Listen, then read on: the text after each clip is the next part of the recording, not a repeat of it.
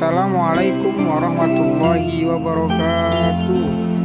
Selamat pagi anak-anak. Bertemu lagi bersama Bapak di mata pelajaran Akidah Akhlak. Gimana kabar anak-anak semua? Semoga baik ya. Oke, sebelum kita memulai pelajaran, alangkah baiknya kita membersihkan kelas terlebih dahulu. Nah, gimana anak-anak? Sudah bersih belum? Kalau sudah bersih, sebelum kita memulai pembelajaran, alangkah baiknya kita berdoa terlebih dahulu. Berdoa dimulai, berdoa selesai. Mari kita membuka pelajaran kita dengan mengucapkan basmalah. Bismillahirrahmanirrahim. Materi yang pertama yaitu pengertian akidah Islam. Pengertian akidah Islam. Akidah secara bahasa berasal dari kata akoda yakidu akidatan yang berarti ikatan atau perjanjian. Secara istilah adalah keyakinan hati atas sesuatu. Kata akidah tersebut dapat digunakan untuk ajaran yang terdapat dalam Islam dan dapat pula digunakan untuk ajaran lain di luar Islam. Sehingga ada istilah akidah Islam, akidah Nasrani, akidah Yahudi, dan akidah-akidah yang lainnya. Dengan begitu, kita juga bisa simpulkan ada akidah yang benar atau lurus dan ada akidah yang sesat atau salah. Dengan begitu juga, akidah Islam al-aqidatul islamiyah bisa diartikan sebagai pokok-pokok kepercayaan yang harus diyakini kebenarannya oleh setiap orang yang mengaku dirinya beragama Muslim.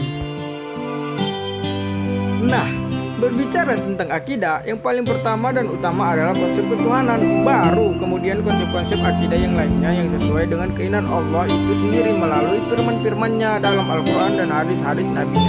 Ketika seseorang berakidah Islam, maka fondasi awal untuk membangun akidah atau keyakinannya adalah keyakinan terhadap Allah sebagai Tuhan yang wajib disembah, Maha Esa, pencipta dan pengatur alam semesta, dan Zat Gaib yang merupakan dari segala hal. Sebagaimana firman Allah Subhanahu wa taala dalam Quran surah An-Nahl ayat 36. A'udzu billahi minasyaitonir rajim. Bismillahirrahmanirrahim. Walaqad ba'atsna fi kulli ummatin rasulan an ya'budullaha wajtanibut taghut. Faminhum man hadallahu wa minhum man haqqat 'alaihi dhalalah. Fasiru fil ardi fanzuru kaifa kana akibatul mukadzibin. Yang mana artinya, dan sungguh kami telah mengutus seseorang rasul untuk setiap umat atau untuk menyerukan, sembahlah Allah dan jauhilah tagut. Kemudian di antara mereka ada yang diberi petunjuk oleh Allah dan ada pula yang tetap dalam kesesatan. Maka berjalanlah kamu di bumi dan perhatikanlah bagaimana kesudahan orang yang mendustakan atau rasul-rasul. Quran surah An-Nahl ayat 36. Nah, begitulah konsep ketuhanan yang harus diyakini oleh seseorang yang mengaku berakidah Islam, mentauhidkannya tanpa ada keraguan sedikit pun di dalamnya. Bagaimana anak-anak, sudah paham belum? Nah, masuklah kita ke materi yang kedua, yaitu dasar-dasar akidah Islam. Akidah Islam adalah sesuatu yang bersifat tauqif, artinya suatu ajaran yang hanya dapat ditetapkan dengan adanya dalil dari Allah dan Rasulnya. Maka sumber ajaran akidah Islam adalah terbatas pada Al-Quran dan Sunnah saja, karena tidak ada yang lebih tahu tentang Allah kecuali Allah itu sendiri, kemudian Rasulullah SAW selaku pengemban wahyu dari Allah Subhanahu wa taala, baru kemudian pendapat ulama yang otoritatif yang dinyatakan oleh Rasulullah sebagai pewarisnya. Nah, masuklah kita kepada dasarnya. Yang pertama yaitu Al-Quran. Al-Quran adalah firman Allah Subhanahu wa taala yang diwahyukan kepada Nabi Muhammad SAW dengan perantara malaikat Jibril. Melalui Al-Quran inilah Allah menuangkan firman-firmannya berkenaan dengan konsep akidah yang benar yang harus diyakini dan dijalani secara mutlak dan tidak boleh ditawar oleh semua umat Islam. Di dalam Al-Quran banyak terdapat ayat-ayat yang berisi tentang tauhid. Contohnya seperti Quran surah Al-Ikhlas ayat 1-4.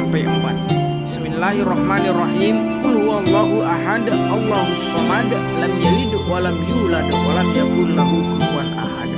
Yang artinya, katakanlah Muhammad, dialah yang Maha Esa. Allahus Samad, Allah tempat meminta segala sesuatu. Lam yalid wa lam yulad, Allah tidak beranak dan tidak pula diperanakkan. Walam yakul lahu kufuwan ahad, dan tidak ada sesuatu yang setara dengan Dia. Nah, dasar yang kedua adalah al-hadis. Hadis ialah segala ucapan, perbuatan, dan takrir atau sikap diam Nabi Muhammad SAW. Islam telah menegaskan bahwa hadis menjadi sumber hukum Islam kedua setelah Al-Quran, baik sumber hukum dalam akidah maupun dalam semua persoalan hidup. Hal ini dikarenakan semua yang disandarkan kepada Nabi adalah wahyu dari Allah, bukan sekedar memperturutkan hawa nafsu saja. Sebagaimana contoh hadis, yaitu an Abi Hurairah radhiyallahu anhu anna Rasulullah sallallahu alaihi wasallam kana yauman barizan lin-nasi atahu rajulun yamshi faqala ya Rasulullah mal iman qala al-imanu an tu'mina billahi wa malaikatihi wa kutubihi wa rusulihi wa liqa'ihi wa tu'mina bil ba'tsil akhir. Yang artinya dari Abu Hurairah radhiyallahu anhu berkata bahwa Nabi Shallallahu alaihi wasallam pada suatu hari bersama dengan para sahabat, lalu datang malaikat Jibril alaihissalam yang kemudian bertanya, apakah iman itu? Nabi Shallallahu alaihi wasallam menjawab, iman adalah kamu beriman kepada Allah, malaikat-malaikatnya, kitab-kitabnya, pertemuan dengannya, rasul-rasulnya, dan kamu beriman kepada hari berbangkit. Hadis riwayat Bukhari. Nah, jika kita cermati beberapa hadis di atas, maka kita akan temui bahwa isinya tidak ada yang menyalahi isi dari Al-Quran. Dalam hal ini berkaitan dengan akidah yang secara umum disebut dengan keimanan. Hal ini semakin memperkuat keyakinan kita bahwa hadis adalah sumber hukum kedua setelah Al-Quran yang harus dipedomani oleh umat Islam baik dalam hal akidah ataupun yang lainnya. Keduanya tidak bisa dipisahkan satu dengan yang lain. Nah, masuklah kita kepada materi yang ketiga, yaitu tujuan akidah Islam. Nah, apakah itu akidah Islam? Akidah Islam harus menjadi pedoman bagi setiap muslim. Artinya, setiap umat Islam harus meyakini dan menjalankan pokok-pokok kandungan akidah Islam tersebut dengan tujuan mendapatkan kebahagiaan di dunia dan di akhirat dan mendapatkan ridha Allah Subhanahu wa taala. Tentunya dengan demikian berarti mempelajari pokok-pokok kandungan akidah Islam adalah kewajiban bagi umat Islam dengan tujuan sebagai berikut. Apa saja itu tujuan-tujuannya? Yang pertama, mengetahui petunjuk hidup yang benar serta dapat membedakan yang benar dan yang salah. Yang kedua, memupuk dan mengembangkan dasar ketuhanan yang ada sejak lahir. Yang ketiga, memelihara manusia dari kesyirikan. Yang keempat, menghindari diri dari pengaruh akal pikiran yang menyesatkan. Oleh sebab itu, akal pikiran perlu dibimbing oleh akidah Islam agar manusia terbebas dari terhindar dan dari kehidupan yang sesat. Nah, masuklah kita kepada materi yang terakhir, yaitu hubungan iman, Islam, dan ihsan. Gimana anak-anak, materi yang sebelumnya sudah paham belum? Kalau belum paham ditanyain ya. Sebelum itu, ada 3 unsur pokok dalam akidah Islam yang tidak bisa dipisahkan satu dengan yang lainnya. Artinya, jika seseorang mengaku berakidah Islam atau lebih mudahnya dia mengaku sebagai muslim, maka harus ada 3 unsur pokok ini dalam dirinya, yaitu Islam, iman, dan ihsan. Ketiganya mempunyai hubungan yang sangat erat. Untuk mengetahui hubungannya, perlu diketahui terlebih dahulu pengertian ketiganya. Nah, yang pertama itu ialah Islam. Apa itu Islam? Kata Islam berasal dari bahasa Arab yang artinya patuh, tunduk, menyerahkan diri, dan selamat. Sedangkan menurut istilah, Islam yaitu agama yang mengajarkan agar manusia berserah diri dan tunduk sepenuhnya kepada Allah. Tunduk atau berserah diri adalah mengerjakan perintah Allah dan menjauhi larangannya. Orang yang tunduk dan berserah diri kepada Allah itu ialah disebut muslim. Yang kedua ialah iman. Menurut bahasa, iman berarti percaya, sedangkan menurut istilah iman adalah membenarkan dengan hati, mengucapkan dengan lisan, dan dilaksanakan dengan anggota badan atau perbuatan. Jika seseorang sudah mengimani seluruh ajaran Islam, maka orang tersebut sudah dapat dikatakan mukmin atau orang-orang yang beriman.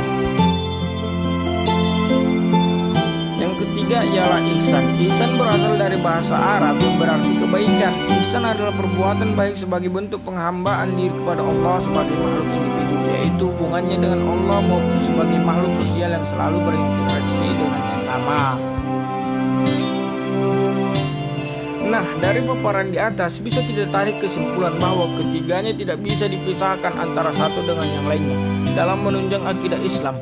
Iman sebagai bentuk keyakinan, Islam sebagai bentuk ibadah, dan ihsan sebagai bentuk perbuatan baik kepada Allah maupun kepada sesama.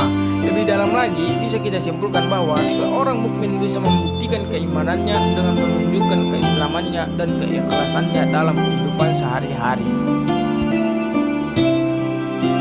Nah, gimana anak-anak, materinya mudah kan? Semoga kita termasuk menjadi orang-orang yang senantiasa mendapat petunjuk dalam menjalankan akidah Islam secara utuh dan tanpa keraguan, memiliki keimanan yang kuat dengan cara menampilkannya dalam bentuk menjalankan rukun Islam dan rukun iman dengan benar, dan memiliki keihsanan yang sempurna dalam kehidupan, dan akhirnya kita akan mendapatkan kebahagiaan hidup di dunia dan akhirat dalam naungan ridhonya. Nah, anak-anak, sampai sini sudah paham belum? Ada yang mau ditanyakan tidak? Kalau ada, tanyakan saja ya. Dan kalau tidak ada, Bapak akan mengakhiri pertemuan kita pada hari ini. Semoga kita selalu berada di dalam lindungan Allah Subhanahu wa Ta'ala dan dijauhkan dari virus corona yang seperti kita alami pada saat ini. Cukup sekian dan terima kasih. Mari kita tutup pertemuan kita pada hari ini dengan mengucapkan alhamdulillahirabbil alamin. Billahi taufiq wal hidayah wa bihi nasta'in. Wassalamualaikum warahmatullahi wabarakatuh.